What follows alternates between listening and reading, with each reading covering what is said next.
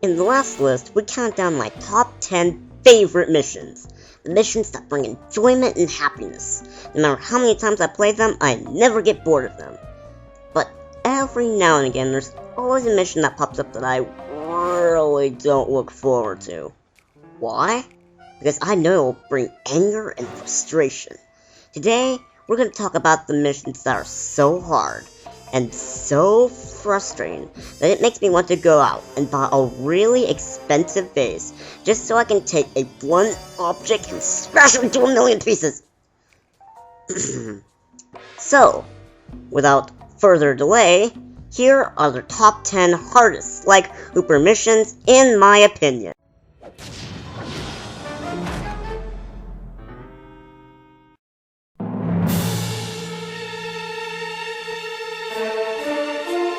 The semi-finals dogfight from Sly 3. I put this pretty low on the list because now that I'm much older, this mission isn't really as hard as it used to be. But I still put it on here because there is one thing that makes this mission pretty hard. See how many planes you need to destroy? Now that's a lot of planes, isn't it? Now picture this. Imagine you're on a destruction streak. You're shooting down all these planes, but the planes are doing a good amount of damage to you as well. So you only have one plane left. You only have enough help to survive one more hit. You're right on his tail, just about to shoot him down, when suddenly, you hit a wall and die. Now imagine this. Imagine that once you died, you have to start the whole mission over again. Well, guess what? That's exactly what happens! There are no checkpoints in the mission whatsoever. You can only have 3 planes left to destroy, and you would still have to start all over if you died. This used to annoy me so much. In fact, I actually remember a very rage-filled moment when I played this mission for the very first time. I was destroying all these planes, and I got to the point where Bentlet says, "Superb pilot, Sly! You made it to the final 10! Keep it up!" And then literally, right after he said that, I died.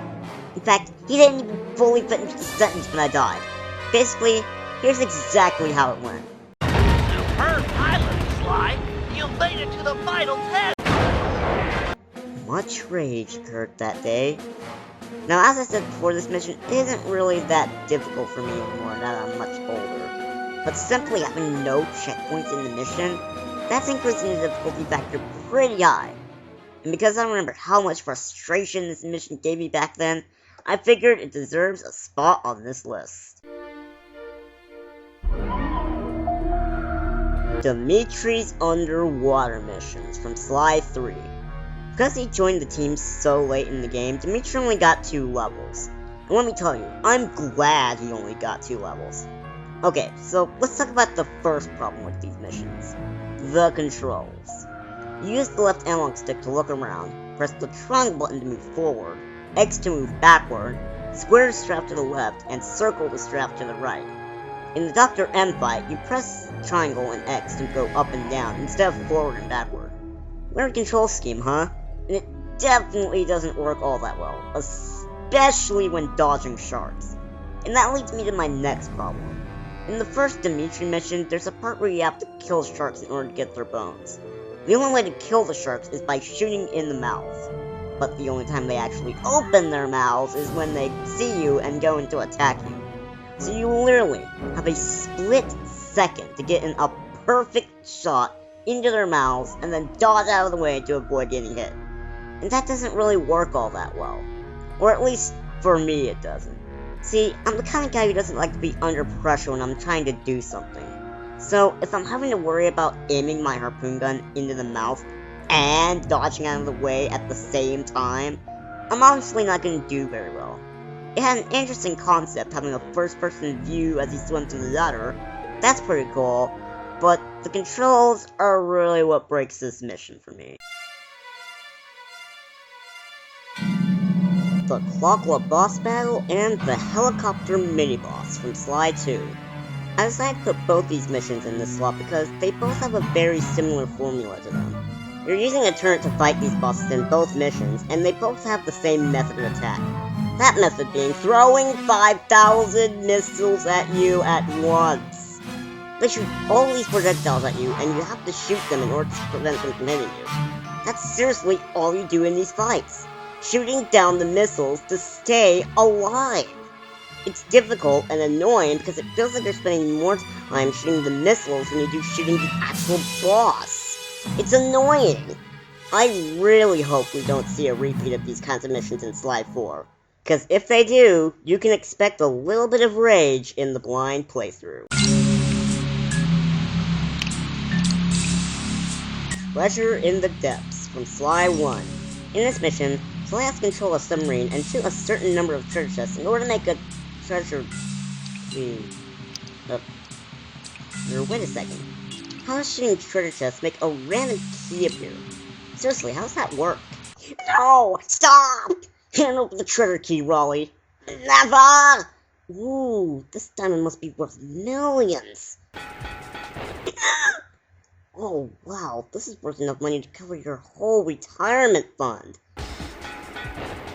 Ah! Ooh, look at this. No, this must cost like $40 million. $50 million, yes! Shame. No. Sly, don't! Cooper, please! No! No! Ah! Okay, here's the key! So shooting these chests sounds pretty easy, huh? Well, here's the catch.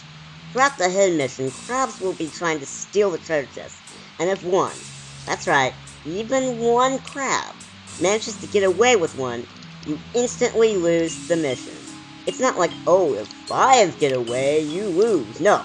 Losing only one treasure chest causes you to lose the mission. Evil!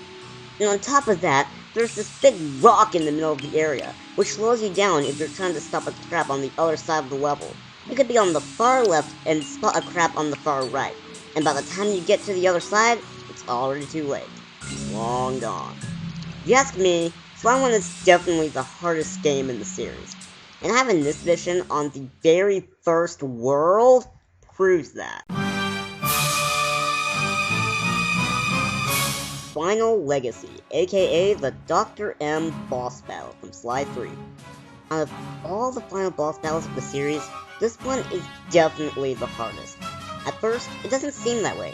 He just seems to be charging forward and jumping up in the air like some crazy baboon. Oh wait, at first glance, he doesn't seem that bad. But it's when you get to the second phase when things start to get difficult. On phase 2, when he charges at you, he leaves a trail of electricity behind him, making it impossible to just go up behind him and attack him. And when he jumps into the air and smashes into the ground surrounding him is covered in electricity, making it impossible to attack him when he lands. Although you can get in a couple of hits on him when he jumps in the air. On phase 3, he leaves a trail of fire when he charges, and when he ground pounds, 3 walls of fire spread out around him. This is actually the easiest phase of the fight, believe it or not. In fact, I don't know why they don't make this phase 2 instead of this. I mean, wouldn't it make more sense for the fight to get progressively harder, rather than starting out easy, then becoming hard, then becoming easy again? Anyway. Now you know that charge attack move that I mentioned? This is the hardest attack to avoid in the entire fight. You only have a few seconds to dodge, and with the exception of the first phase, you always leave behind a trail of something dangerous, making it impossible to just sneak up behind him and attack. This wouldn't be a problem if it weren't for the fact that he keeps doing that attack again, and again, and again, and again!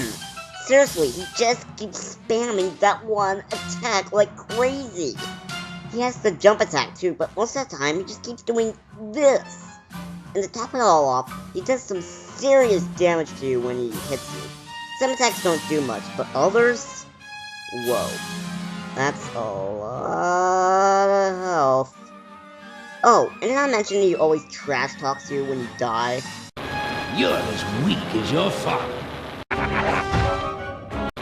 You're as weak as your father. You're as weak as your father. You're as weak as your father. As my father, I get it. This took me ages to beat when I played this for the first time. But on the bright side, at least I got to take him down in like 6 seconds when I got to the Carmelita segment. So satisfying.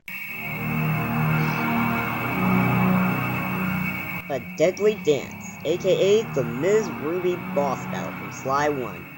You know what's funny? I'm usually awesome at quick time events. The second I see that button prompt, boom! Brings right through it.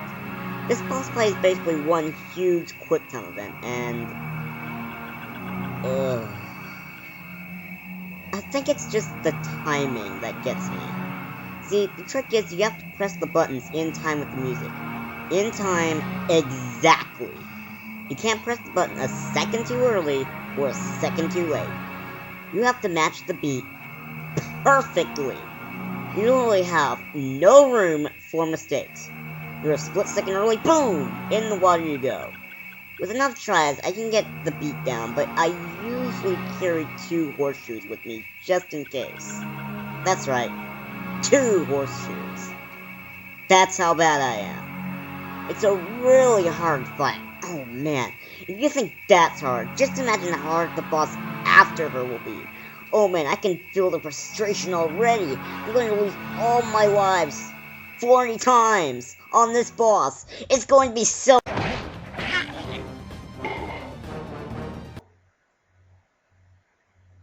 Well then.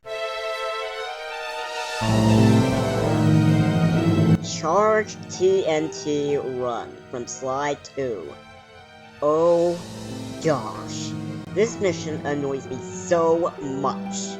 Your goal in this mission is to walk around in a TNT barrel and collect 3 charges to make the explosion more powerful. Once you collect the charges, you have to walk the barrel over to the engine and blow it up. And you have to do this without being seen by a single guard.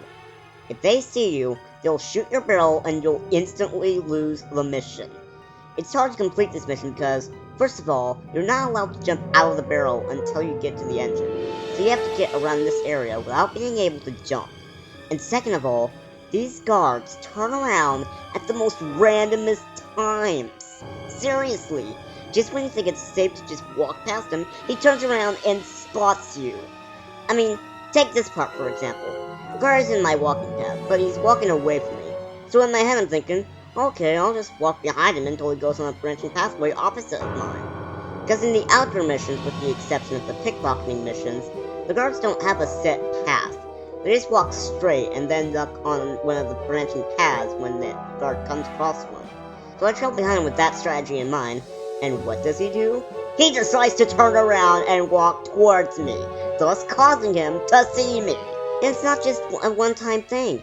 This happened to me several times when I did this mission. What's wrong with these guards? What, did they plan to go somewhere but they forgot where the location of where they were going was? So they're just wandering around lost? Well, I guess I better get to that meeting. Definitely don't want to be late for that. I'll just head over for the conference room. It should be down this way. Alright, gotta wait for him to get out of the way. And I'll be just fine. Just a little further on. Oh, wait. Maybe it was just saying, what the? Huh? Die!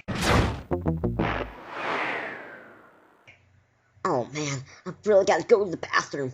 Okay, my luck wasn't all that great last time, but I'm sure I'll have a much better luck this time.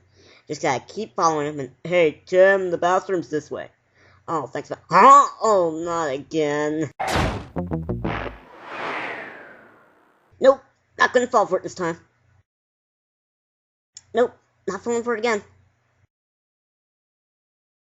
He's really not going to turn around? Am I safe?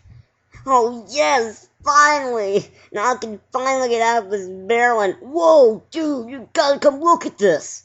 Look at what? Intruder! Oh, come on! Tank Showdown from Sly 2. Similar to Dimitri's missions, the controls are what destroy this mission. Listen to this. Hurry! Use both analog sticks to drive the tank.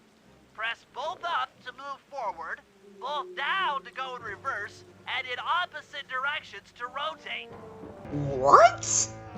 Why do you have to use both analog sticks? Why can't we just use one? The controls are so confusing to me. I always bump into things, and whenever I try to turn in one direction, I end up going in another. I mean, what's the purpose of this control scheme? I mean, it's possible that they did to make the mission more challenging, which I guess makes sense, but it just feels unnecessary. The controls bring me unneeded confusion, and overall, it's just an annoying mission. Now, I wouldn't mind if Samurai Games put a mission like this in Sly 4, but only if they improve the controls. If not, then I'd rather only have this mission in one Sly game. This one. Bentley's computer hacking missions from Sly 1, 2, 3, and possibly even the 4th Sly game that's coming out soon. You know, this mission is like a bad rash that just won't go away. So first we have this mission in Sly 1. Gosh, how annoying. But at least I don't have to worry about this mission in Sly 2 and... They... brought it back? Really? Okay, not as difficult as the first one, but still pretty hard. But hey, at least we don't have to play this mission in Sly 3. Oh, come on! Well, I guess you could say having a computer hacking mission is a tradition for the Sly Cooper series. Which means, I know these missions are going to return in Sly 4. So, what's so difficult about them? Well, sadly, these missions suffer from Clockwork boss battle syndrome. There are so many enemies that you have to avoid completely. And you usually have to complete something else while these enemies are coming at you. Now, I've developed a strategy for these missions. If you just move in a circular form, you can avoid and even kill some of the enemies while still being able to focus on your goal. But sometimes there are so many enemies that it's hard to not to get hit when trying to do this. I mean, just look at this! Look at how many enemies they expect you to avoid. That is just ridiculous. Sly 1 and 3 probably had the most difficult computer hacking missions in the entire series. Sly 2's computer missions were hard too, but I don't think they were outrageously hard. Ever since the first time I played these missions, I always got so frustrated, annoyed, and just ready to take that computer and at least toss it out the window. I know what you're thinking right now. Wow, that sounds pretty hard. What could possibly be harder than that? Well, believe it or not, there is actually one more mission that frustrates me even more than this one. This mission is so annoying, so aggravating, and so frustrating that I'm actually surprised no one else has put this on any of their top 10 hardest missions list. So, without further ado, the number 1 hardest Sly Cooper mission is... Penelope's RC car missions from Sly 3. Oh my gosh. This mission annoys me so much that I'll even go as far as to say I downright hate these missions. So what is it? What is it about these missions that makes them so difficult? The bad controls. And I don't mean it has a weird control scheme like, use the left analog stick to look around, press the triangle button to move forward, X to move backward, square the strap to the left, and circle the strap to the right. Or, press both up to move forward, both down to go in reverse, and in opposite directions to rotate. I mean, the car just controls badly. It runs just as any car in a PS2 game would. Use the left analog stick to steer, hit X to accelerate, and press square to brake or reverse. The only new addition to this car is that it has a turret, which can be fired using the R1 button. The control sounds simple, right? But it seems like this car just disobeys the laws of physics. It's like the developer said, hey, here's an idea. When the player drives into a wall, let's not have the car scratch against it or bang into it like a normal car would. Let's have the car try to drive up the wall, causing it to flip over, thus making the player have to wait several seconds for the car to bounce back up. I'm sure that won't become annoying in any way. Seriously, this car is as light as a feather. If you drive up a ramp at fast speed, the car will usually flip over when it lands, or even worse, cause you to fall to your death. It's usually a good idea to drive slowly to keep that from happening, but sometimes you have to drive fast in order to complete the mission. This problem is especially obvious in the down the line mission. You have to get to Murray before the fuse reaches the dynamite. If you drive too slow, the fuse will get ahead of you. but if you drive too fast, you could possibly get flipped over, and you'll have to wait to get back up, giving the Fuse an advantage to get ahead of you anyway. And that's another thing. The respawn system for this car can be so crazy sometimes. When you flip over, the car will do a little bounce so that it can get back up. But sometimes, bounce goes so crazy and launches you back a short distance from your original spot.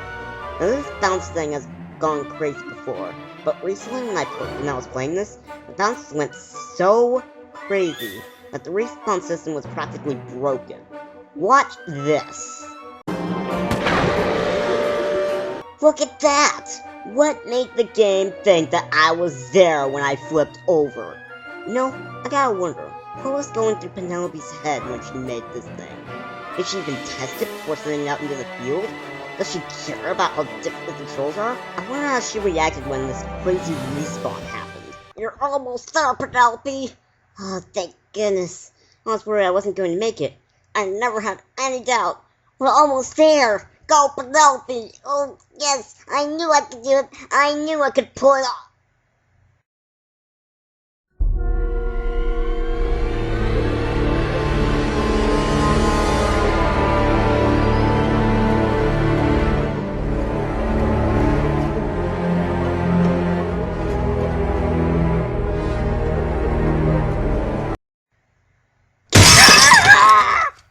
What was that for? I need to take my anger out on someone! This is by far the hardest Sly Cooper mission in the entire series. The car is too sensitive when driving up walls or when going up ramps and hitting the ground, and the respawn time can get so crazy that it's practically broken. It's annoying, it's frustrating, and I never look forward to doing them when I start a new file. And that's why this is the #1 hardest Sly Cooper mission.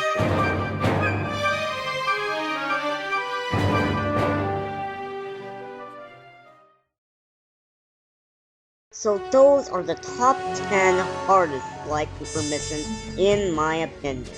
I hope you enjoyed the list. Don't go anywhere yet, because there's more Sly Cooper lists to come. Next time, we're going to take a look at the baddest of the bad, as we count down the top and best Sly Cooper villains. Although, I think for this one, I'm going to wait until Sly 4 is released. Because who knows? Maybe there's a villain in that game that really deserves to be on this list. The only way to find out is to tune in next time. See you then, everyone.